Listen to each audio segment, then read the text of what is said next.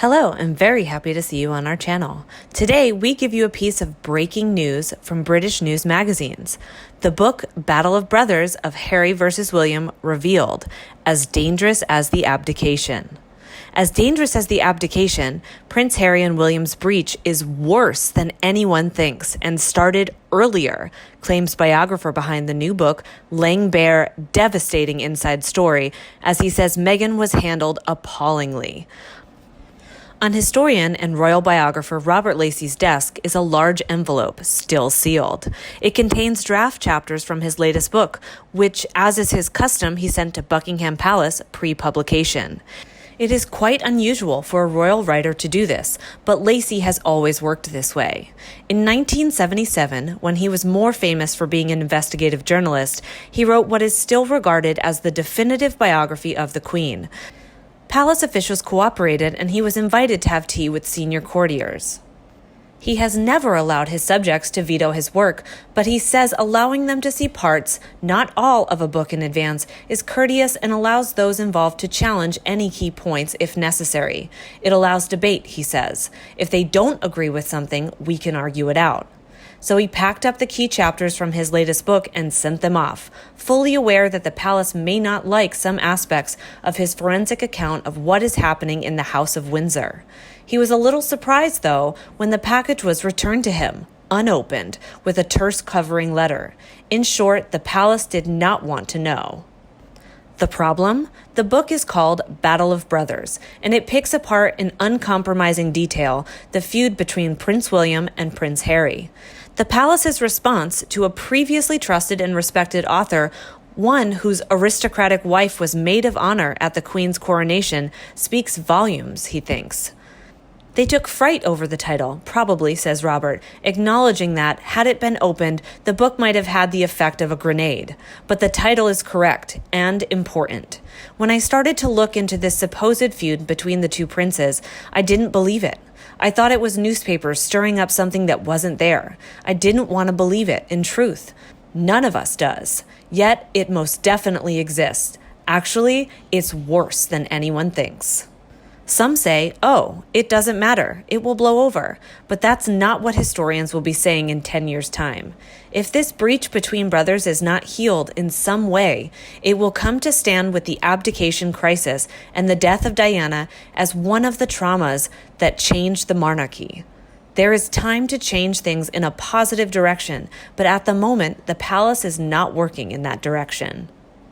Robert's book, serialized in the Mail tomorrow and next week, paints a devastating picture of the fallout from this breakdown in the once close relationship between two brothers. It traces the lives of both of them and their very different spouses from the moments they were born. As we know, it is not the only new book to touch on the lives of the Duke and Duchess of Sussex. Its approach is very different, however, to that of Finding Freedom by Omid Scobie and Carolyn Durand, which tells the Harry and Meghan story from their point of view. Too much so, he believes. It is very much written in the old-fashioned adulatory style of royal eulogy, he says. Does he believe the couple were directly involved in the briefing the authors? Well, put it this way, there are some descriptions that could only have come from the lips of Harry or Meghan. For his own book, Robert spent months talking to royal insiders about when the cracks in the brothers' relationship started to appear. Spoiler alert, it happened earlier than you think. And pointedly, how the system of monarchy conspired to fan the flames of resentment rather than broker a compromise between the two. Thanks to Robert's reputation, countless individuals with direct knowledge of what happened agreed to help. Because of the sensitivities, the main sources declined to be named, but there was no shortage of people who did want to talk, because this is an issue there is a huge concern about.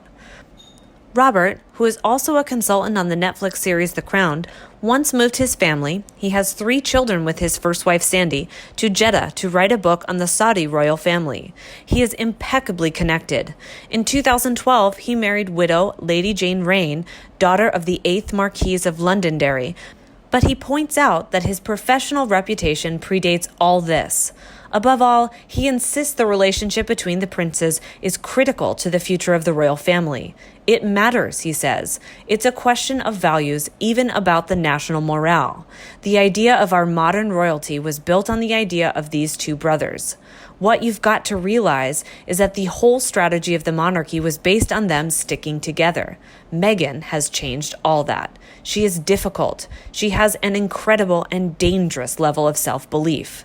But the palace got this very wrong, as it always does with the second-born. They always treat the second-born badly, not to say cruelly. It happened with Princess Margaret. It happened with Prince Andrew. It's the classic heir and the spare thing. They just don't know what to do with the spare, and they certainly didn't know what to do with the spare's wife. The battle, referred to in the title, is, he agrees, not just about two brothers, two charming, talented, but ultimately damaged young men, but about wider battles. Love versus duty, tradition versus reinvention. Today, in conversation, Robert is both passionate about his subject and despairing. Not a single soul comes out of the book looking particularly good.